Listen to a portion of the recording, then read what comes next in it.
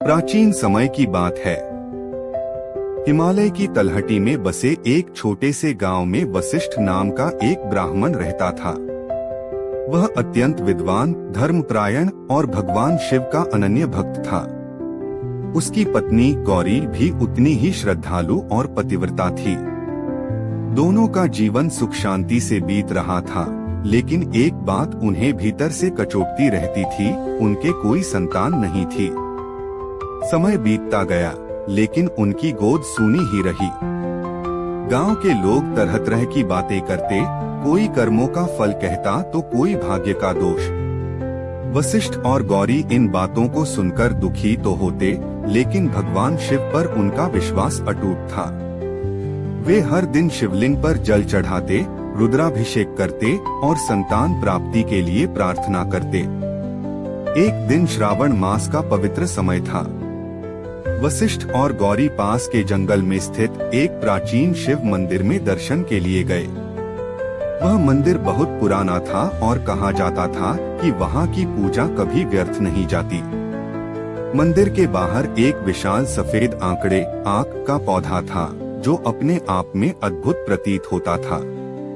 उसकी जड़ें जमीन में गहराई तक फैली हुई थीं और उसकी शाखाएं आकाश की ओर जैसे भगवान शिव को प्रणाम कर रही थीं। जब वे पूजा करके लौटने लगे, तभी वहां एक वृद्ध साधु प्रकट हुए। उनका चेहरा तेजस्वी था और आंखों में गहरी शांति झलक रही थी। उन्होंने वशिष्ठ और गौरी को देखा और मुस्कुराते हुए बोले, वत्स, तुम दोनों के हृदय में जो पीड़ा है, वह मुझसे छिपी नहीं सको। वशिष्ठ ने विनम्रता से प्रणाम करते हुए कहा, गुरुदेव, यदि आप हमारे मन की बात जानते हैं, तो कृपया हमें मार्ग दिखाइए। साधु ने उस सफेद आंकड़े के पौधे की ओर इशारा करते हुए कहा, यह कोई साधारण पौधा नहीं है। शिव पुराण में इसका विशेष महत्व बताया गया है। यह पौधा भगवान शिव को अत्यंत प्रिय है।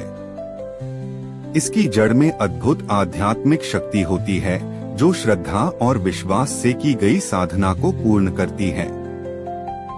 गौरी ने आशा भरी आंखों से पूछा, गुरुदेव, क्या इससे हमें संतान प्राप्त हो सकती है? साधु ने गंभीर स्वर में कहा, हाँ, लेकिन इसके लिए केवल क्रिया नहीं, बल्कि सच्ची भक्ति और संयम आवश्यक है। तुम्हें इस सफेद आंकड़े की जड़ को विधिपूर्वक पूजना होगा। प्रत्येक सोमवार को उपवास रखकर इस जड़ को गंगाजल से स्नान कराओ, उस पर चंदन और अक्षत अर्पित करो और ओम नमः शिवाय मंत्र जपो।